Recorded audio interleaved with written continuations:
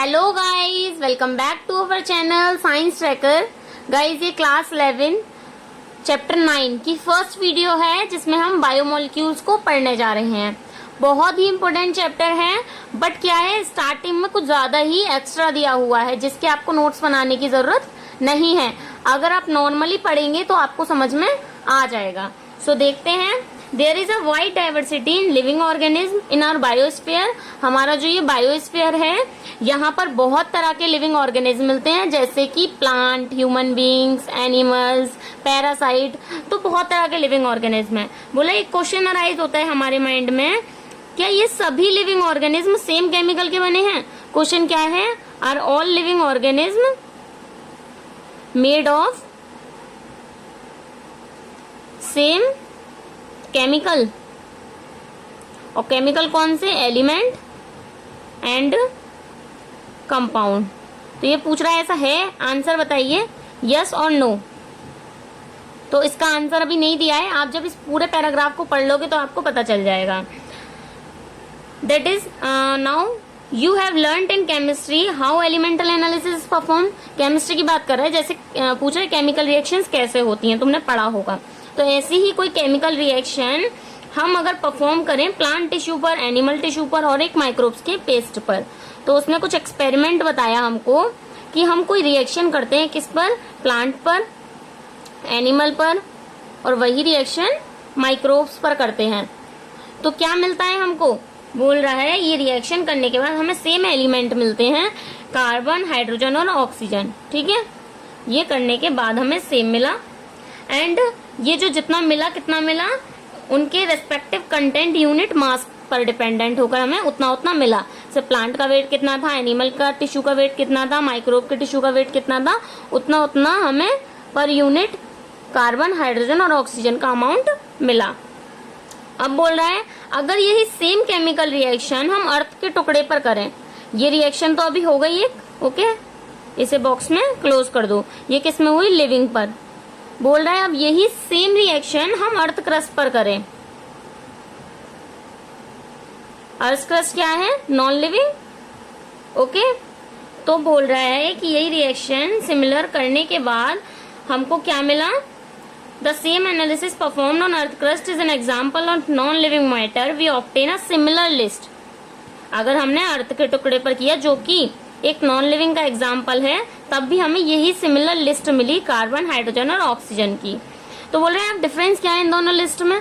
हम कैसे डिफरेंशिएट करेंगे कि लिविंग अलग है, नॉन लिविंग अलग है? तो बोल रहा है no such difference could be made out. ऐसा डिफरेंस हम अगर एलिमेंट और कंपाउंड की बात करें तो हम नहीं बना सकते। बट क्या है? All the elements present in simple earth crust are also present in living tissue.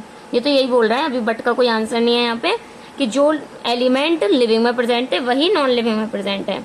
अब देखिए, however a close examination reveals that the relative abundance of carbon and hydrogen with respect of other element is higher in any living organism than in earth crust। कि बोल रहा है कि अगर हम एक क्लोज एग्जामिनेशन करें, मतलब अगर बारीकी से देखा जाए तो क्या हमें पता चलता है कि कार्बन, हाइड्रोजन का जो अमाउंट है वो ज्यादा मिलता है लिविंग ऑर्गेनिज्म में कंपैरिजन टू अर्थ क्रस्ट। उसके बाद टेबल भी बनाई हुई है। सो देखो, टेबल में यही बोला है कि इसकी क्लोज स्टडी करने पर एक सच्चाई ये पता चली कि कार्बन और हाइड्रोजन और ऑक्सीजन जो हैं वो लिविंग में ज्यादा मिले comparison to non living. And यहाँ पर सेम यही दिया है कि कितना वेट मिला? 0.5 ज्यादा है, कार्बन का 18.5 ये भी ज्यादा है, ऑक्सीजन का 65 ये भी ज्यादा है। सो आई होप ये पैराग्राफ आपको क्लियरली समझ में आ गया होगा एंड ये टेबल भी समझ में आ गई होगी। नाइट्रोजन भी देखो, उसने बोला ना कार्बन, हाइड्रोजन, ऑक्सीजन मिलते हैं एंड अदर कंटेंट भी मिलते हैं। वो अदर कंटेंट क्या है? Nitrogen, sulphur, sodium, calcium, magnesium, silicon. Okay, nitrogen earth crust में बहुत कम मिला और ह्यूमन बॉडी में बहुत ज्यादा मिला।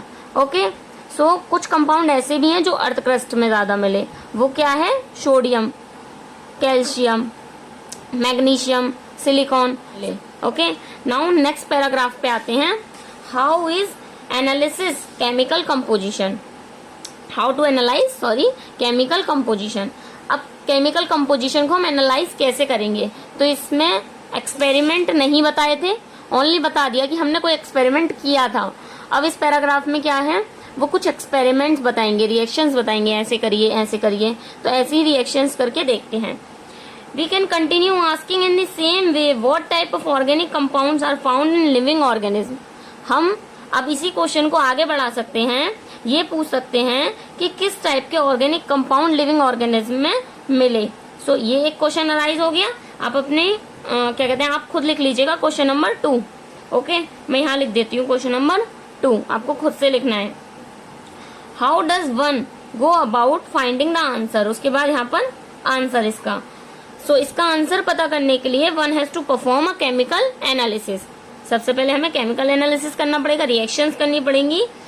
क्या पता करने के लिए, क्वेश्चन समझे कि किस टाइप का ऑर्गेनिक कंपाउंड लिविंग ऑर्गेनिज्म में हमको मिला।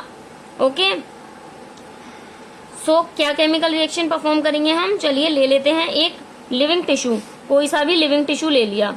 आंसर तो हम बाद में देखेंगे, एक्सपेरिमेंट करते हैं पहले। लिविंग टिश्यू लिया।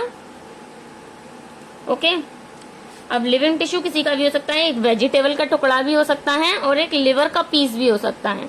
ठीक है, अब यहाँ पर ये कंट्रोवर्सी आ जाएगी कि वेजिटेबल का टुकड़ा, जब वेजिटेबल को प्लांट पे से तोड़ लिया तो वो नॉन लिविंग हो गई। ओके, तो यहाँ पर कंट्रोवर्सी चलने लगेगी, है ना। ऐसे तो लिवर का पीस भी अगर बॉडी में से बाहर निकाल लिया तो वो भी नॉन लिविंग हो गया कुछ टाइम बाद। ठीक है, सो क्या है, ये लिविंग टिश्यू ले लिया हमने और उसको ग्राइंड कर लिया। इसे क्या किया, ग्राइंड किया, मतलब पीस दिया। किसमें पीसा, ट्राइक्लोरो एसिटिक एसिड में। Grind in trichloro acetic acid using a मॉर्टल and pistol. किससे, वो कूटने वाली होती है ना, उससे कूट लिया इसको। एंड उसके बाद स्ट्रेन किया, लिविंग टिश्यू में ट्राइक्लोरो एसिटिक एसिड डाला। ये ग्राइंड को ब्रैकेट में लिख दो। ठीक है, अब क्या हुआ, जब हमने इसको छाना, स्ट्रेन मतलब एक छलनी लगाकर जब हमने छाना तो हमें क्या मिला, 2 फ्रैक्शंस मिले। चलो 2 फ्रैक्शंस मिले, अलग अलग लिखते हैं। क्या मिला, one is called the filtrate, जो दूसरा है एक क्या है, वो फिल्ट्रेट है। और इसे हम मोर टेक्निकली क्या बोल सकते हैं, एक और टर्म है इसकी, acid soluble pool. Okay, and the second retentate और एसिड इनसॉल्युबल पूल, जो सेकेंड वन है उसे क्या है, रिटेंटेंट, एंड इसे हम कहेंगे acid insoluble pool. Like as आप समझ लो, आम का हमने रस बनाया, आम रस, तो हमने क्या किया, उसे ग्राइंड किया। ग्राइंड करने के बाद जो हमारा छन के लिक्विड वाला पार्ट था वो नीचे आ गया, मैंगो जूस बन गया, वो क्या कहलाया, एसिड सॉल्युबल पूल। और जितना भी गूदा टाइप था वो ऊपर रह गया छलनी के, वो क्या कहलाया, रिटेंटेंट, एसिड इनसॉल्युबल पूल। ठीक है, नेक्स्ट बोल रहे हैं, scientist have found thousands of organic compound in the acid soluble pool. Scientist को कहां पर मिले थाउजेंड्स ऑफ ऑर्गेनिक कंपाउंड, यहाँ पर ऑर्गेनिक कंपाउंड यहाँ मिले साइंटिस्ट को एसिड सॉल्युबल पूल में, जो पानी वाला पार्ट सपोज दैट आमरस का नीचे आ गया। नेक्स्ट बोल रहे हैं, in higher classes you will learn how to analyse a living tissue sample and identify a particular organic compound. Higher studies में आप पढ़ोगे कि किसी भी लिविंग टिश्यू को अच्छे से एनालाइज कैसे करना है। ये तो एक थोड़ा थोड़ा सा बता दिया, but this is not sufficient. Higher studies में पूरा स्टडी आएगी इसकी। It will suffice to say here that one extracts the compound, then subject the extract to various separation techniques. अब यहाँ पर क्या है, बहुत कंफ्यूज किया गया है, जबकि है बहुत आसान। ये वाली जो पैराग्राफ है बहुत आसान है, बट इस टाइप से दिया हुआ है कि बहुत डिफिकल्ट लगता है। तो क्या कह रहा है, इट विल सफिशिएंट, मतलब काफी है यहाँ पर ये कहना कि वन एक्सट्रैक्ट द कंपाउंड, एक कंपाउंड को निकालना है हमें। ठीक है, मतलब बहुत सारे कंपाउंड हैं, उस कंपाउंड में से हमें एक कंपाउंड को सेपरेट करना है। Then subject to extract the to various separation technique, तो उसको हमें अलग करने के लिए हम क्या करेंगे, बहुत सारी सेपरेशन टेक्निक्स होती हैं। ठीक है, एक पूरा कंपाउंड है, उस कंपाउंड में से हमें एक कंपाउंड को सेपरेट करना है, तो उसे सेपरेट करने के लिए बहुत सारी टेक्निक होती हैं। इन अदर वर्ड्स, ये हो गया काफी। अब इसी चीज को वो अलग वर्ड्स में कह रहा है, जिससे आप आसानी से समझ सकते हैं। One isolate and purify a compound, क्या करना है हमें, एक कंपाउंड है उसको हमें आइसोलेट करना है और प्योरीफाई करना है। इतने हिस्से में ऐसा लगता है कि कितना डिफिकल्ट है, पर कुछ नहीं कह रहा, बोल रहा है कि एक पूरा कंपाउंड है, ठीक है। इस कंपाउंड में से हमें इस छोटे से कंपाउंड को सेपरेट करना है। तो इसको सेपरेट करने के लिए टेक्निक्स होती हैं। अब वो टेक्निक्स यहाँ पर नहीं बताई, हायर स्टडीज में आप पढ़ेंगे, ठीक है। तो अदर वर्ड्स में मतलब छोटा सा उसने बता दिया कि हमें क्या करना है, आइसोलेट करना है और प्योरीफाई करना है कंपाउंड को। Analytical technique when applied to compound give us an idea to the molecular formula. तो जब इस कंपाउंड को सेपरेट करने के लिए हम कोई भी एनालिटिकल टेक्निक अप्लाई करते हैं, कोई भी टेक्निक उसने नहीं बताई है यहाँ पर कॉपी में, तो हम कोई भी टेक्निक अप्लाई करते हैं ना, तो हमें मॉलिक्यूलर फॉर्मूला भी पता चल जाता है कंपाउंड का। मॉलिक्यूलर फॉर्मूला क्या था कंपाउंड का, ठीक है। कोई सी भी टेक्निक हमने यहाँ पर लगाई तो उससे हमें ऑर्गेनिक कंपाउंड क्या था वो हमें पता चल गया। उसका मॉलिक्यूलर फॉर्मूला क्या होता है, मॉलिक्यूलर फॉर्मूला जैसे मीथेन का मॉलिक्यूलर फॉर्मूला है CH4, ठीक है। तो ये भी उसके पता चल जाते हैं ऐसे ही कौन सा कंपाउंड था। जैसे ट्राइक्लोरो एसिटिक एसिड का यहाँ पर फॉर्मूला दे रखा है Cl3CCOOH, ये क्या है उसका मॉलिक्यूलर फॉर्मूला। ओके, आगे बोल रहे हैं all the carbon compound that we get from living tissue can be called biomolecules. अब यहाँ पर साफ साफ बायोमोलिक्यूल्स की डेफिनेशन दे दी है जो कि 12th क्लास में बहुत ज्यादा पूछी जाती है, ठीक है। तो ये अपने आप से लिख लेना, बायोमोलिक्यूल्स की डेफिनेशन क्या है। However living organism have also got inorganic element and compound in them, how do we know this. अब बोल रहा है कि जो लिविंग ऑर्गेनिज्म है उन्होंने उनमें ऑर्गेनिक एलिमेंट भी, ये हम कैसे पता करेंगे। अभी ये जो एक्सपेरिमेंट था, ये एक्सपेरिमेंट किया था इधर वाला उन्होंने ऑर्गेनिक कंपाउंड को पता करने के लिए, ठीक है। अब इसको लिख लेना ऑर्गेनिक कंपाउंड का, ठीक है। अब हम पता करना है हमें कि नेक्स्ट क्वेश्चन कि हमें ये कैसे पता चलेगा लिविंग ऑर्गेनिज्म में इनऑर्गेनिक कंपाउंड और इनऑर्गेनिक एलिमेंट्स भी मिल रहे हैं। तो यहाँ पर क्वेश्चन नंबर 3 अराइज हो जाता है। ओके, अब इस क्वेश्चन नंबर 3 का आंसर दिया हुआ है नीचे। क्या करेंगे, एक slightly different but destructive experiment has to be done. हमें इसका थोड़ा सा डिफरेंट इसी टाइप का एक एक्सपेरिमेंट करते हैं हम। चलिए अब इस क्वेश्चन को लिख लेना आप खुद से अपने नोट्स में एंड देन एक्सपेरिमेंट बनाते हैं। क्या है experiment, one way a small amount of living tissue. सबसे पहले हमें एक स्मॉल अमाउंट का लिविंग टिश्यू लेना है, say a leaf, liver and that is called wet weight. हमने क्या किया, कोई भी किसी का भी टुकड़ा ले लिया, चाहे वेजिटेबल का, चाहे लिवर का टुकड़ा, चाहे एक पत्ती का टुकड़ा हमने ले लिया, लीफ टिश्यू, ठीक है, टिश्यू ले लिया या फिर लिवर टिश्यू। टिश्यू लेने के बाद क्या हुआ, इसको हमने ड्राई किया, ठीक है। ड्राई करने के बाद ऑल द वाटर एवोपरेट, जब ड्राई किया तो ऑब्वियसली पानी पूरा एवोपरेट हो गया।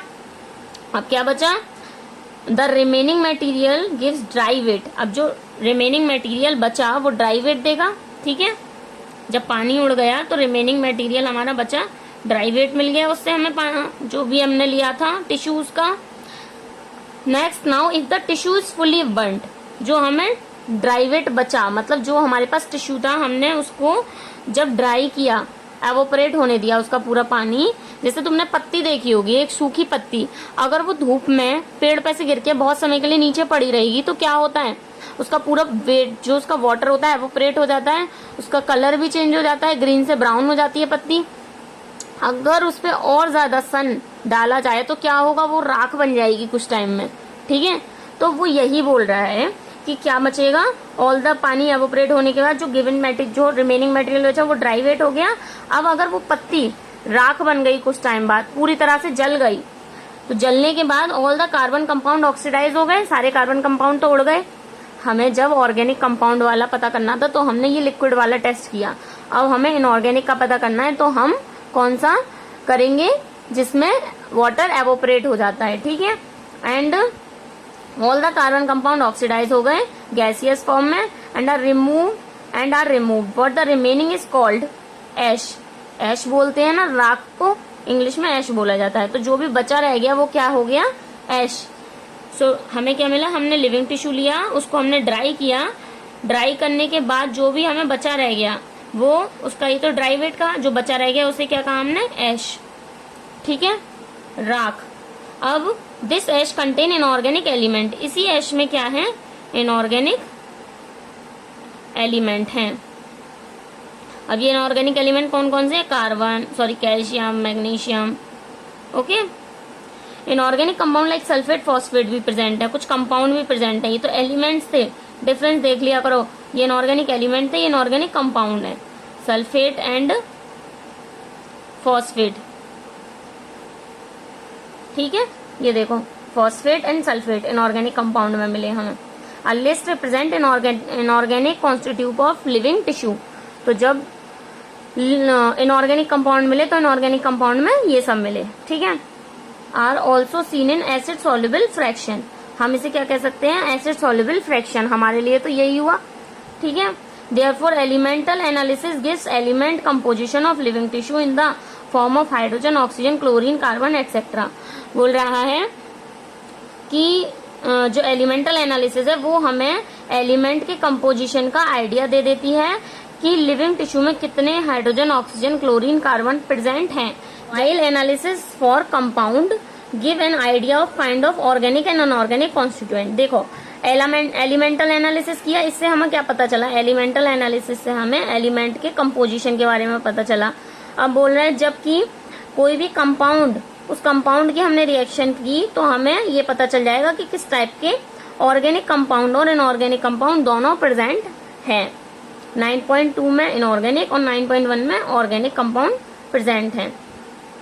Present in living tissue from a chemistry of point of view we can identify only functional group like aldehyde, ketone, aromatic compound.